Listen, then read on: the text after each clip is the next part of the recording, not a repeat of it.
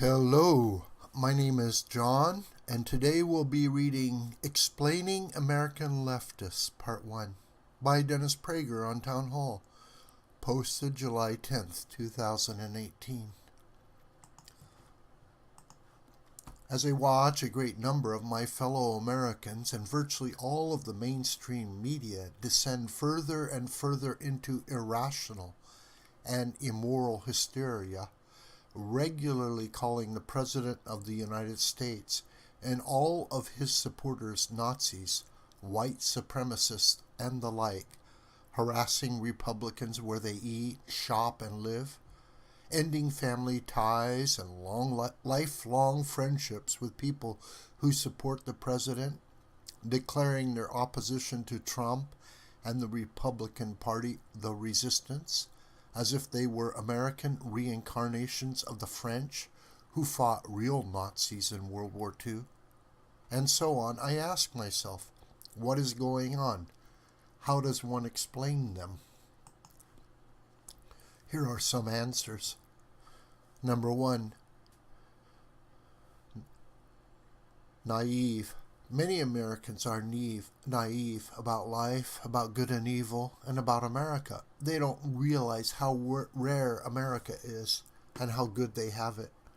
The mass naivete was vividly expressed by the reaction of tens of thousands of mostly white middle-class Americans to then-candidate Barack Obama in 2008 when he was campaigning in Columbia, Missouri. Obama announced, "We are 5 days away from fundamentally transforming the United States of America." I frequently play the recording of Obama's statement on my radio show, not only to explain a basic difference between right and left. The left believes America needs to be fundamentally transformed, while the right thinks America needs to be incrementally improved, but also for people to hear the crowd's reaction. Very few contemporary American recordings are as depressing as the ecstatic and prolonged cheering the crowd gave that terrible promise from Obama. I believe it is not an exaggeration to say that had he announced a cure for cancer, the cheering could not have been louder and probably would not have been longer. Why would middle-class Americans, people who have more affluence, more opportunity, better health care, and more liberty than almost anyone alive in the world today, and certainly than anyone who ever lived, thunderously applaud a call to fundamentally transform their decent country? One answer, one of many as we will see, is naivete. Earlier this year, I had a dialogue with two left-wing students at the University of California, Berkeley.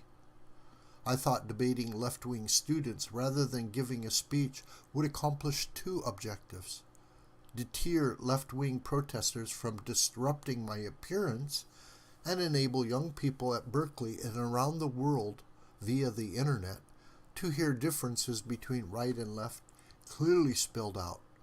Both aims were achieved. My final question to them was, do you believe people are basically good? Without a moment's pause, both students said yes. I told them that they think that way because they live in such a decent country. It is easy to remain naive in America, where most are insulated from the suffering inflicted on so much of humanity in deeply corrupt, poverty-stricken, and war-torn societies. Nevertheless, given the way humans have treated one another throughout history, and only 2 generations after Auschwitz, only the naive can believe people are basically good.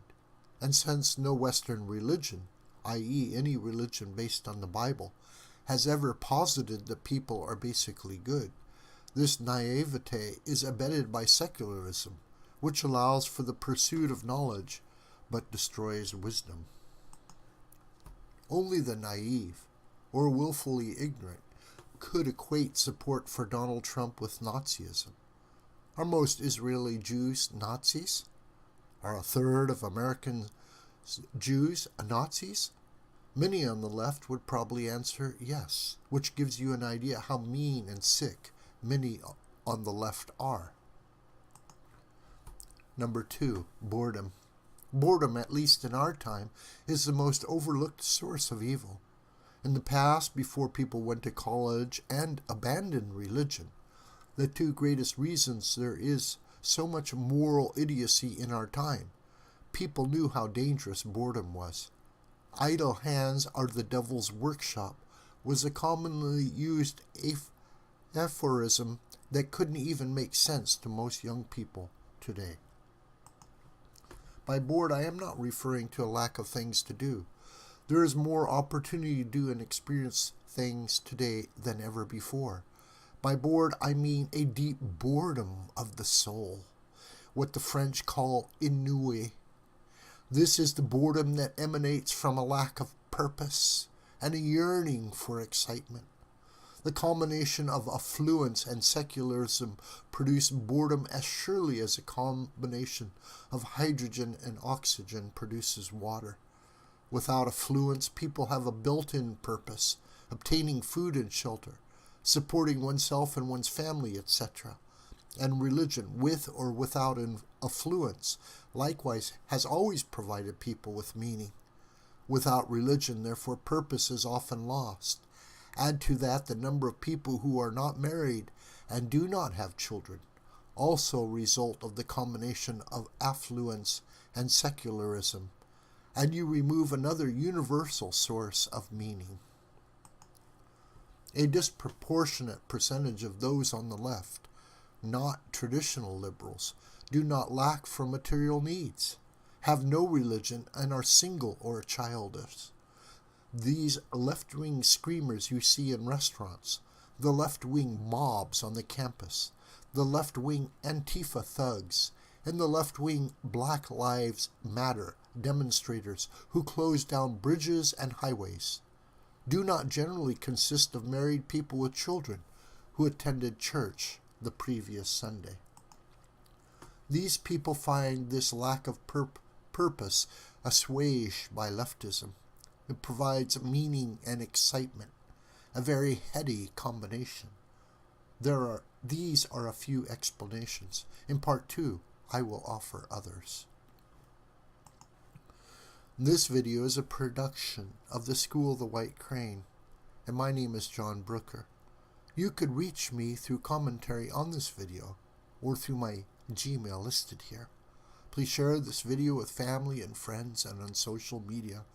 May God richly bless you, my beloved.